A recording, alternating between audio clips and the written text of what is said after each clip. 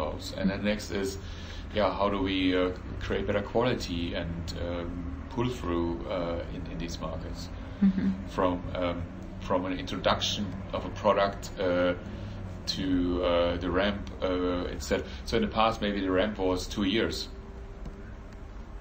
So we call this success is if customers immediately buy our new products. Yeah, that's the biggest challenge. Sure. Yeah. It's on the market, and I think half a year later you should see an impact. So. Yeah.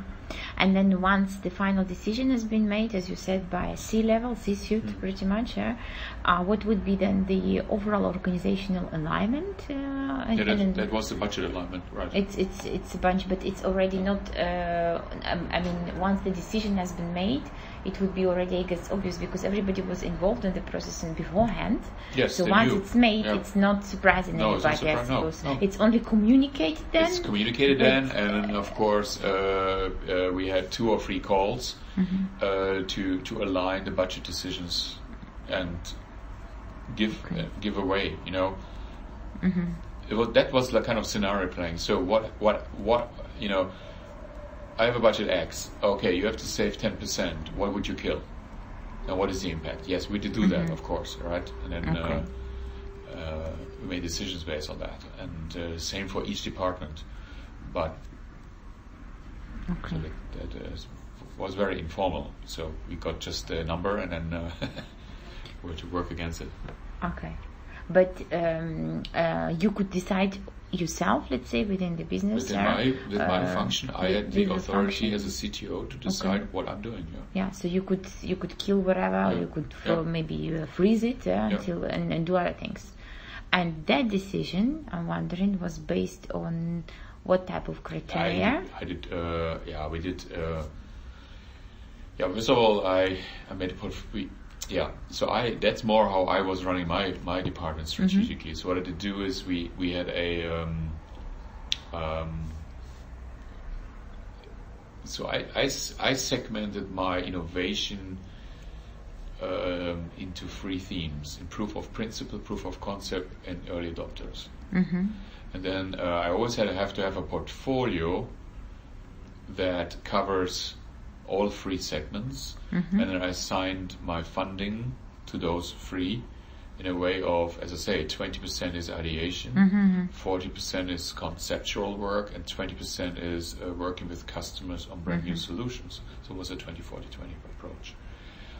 Later I refined this, and with the business units, we created alignments. So before the strategic alignment, I had a BU alignment meeting, self-driven. So I'm driving an alignment, still do this today, with the BU.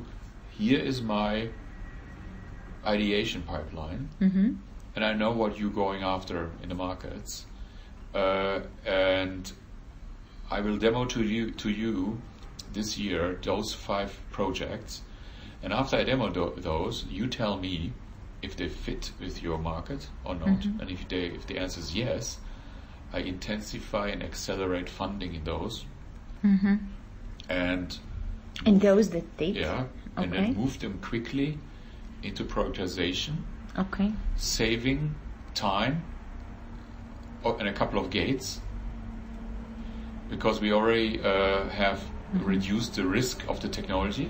And have reduced the market risk because we have been talking to customers already.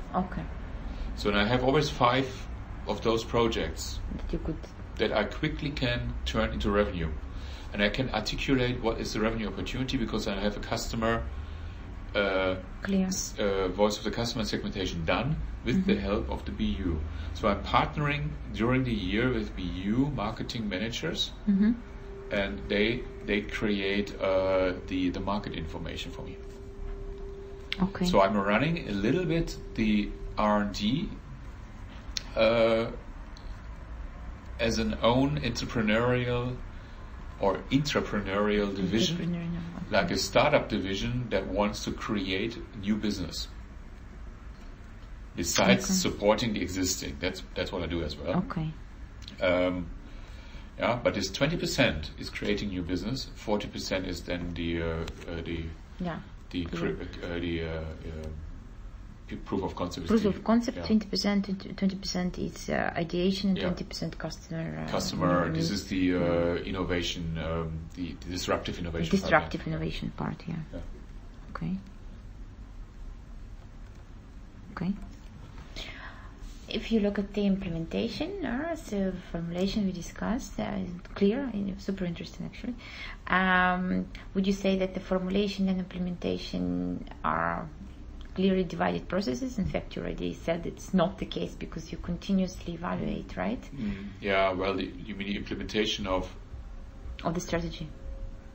No, that's a different question. Not how we do this in my function, but it's more in general. It's more in general, like, okay, so once you formulated the strategy, the strategy moves into the budget, and then the people work accordingly. But it's not black and white.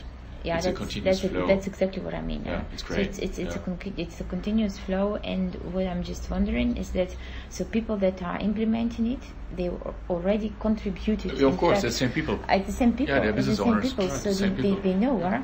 So what I'm. There's not a separate strategy team. Exactly. But on a corporate level, in maybe Thermo Fisher, there are other strategic elements in a group level that come to us. I get these questions now. Oh, shouldn't we build this? Shouldn't we build that? We don't have it. Yeah, but how do we build it? Yeah, so okay. Yes, of course. The bigger the company, there will be strategic themes coming from the outside to you as well, and then you're surprised somehow. But in the legacy FAI, no, all the stakeholders were business or functional owners as well as the strategy owners. Yeah, from what we discussed, at least I could derive, because those people, they contributed pretty much to the strategy. They were involved in the conception, so to say, and they also involved in implementation because exactly the moment we presented our business performance, the next day we had our strategy discussion because we had already seen in the business performance a gap. Exactly. And the next day, this same person say, "Yeah, as I said yesterday, there was a gap, and I'm intending to close the gap by this strategy."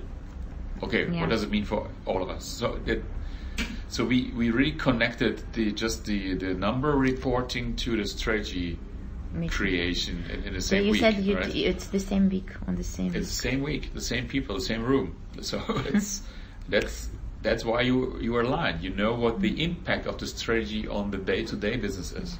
It sounds extremely obvious to you, however, trust me. No one is doing this.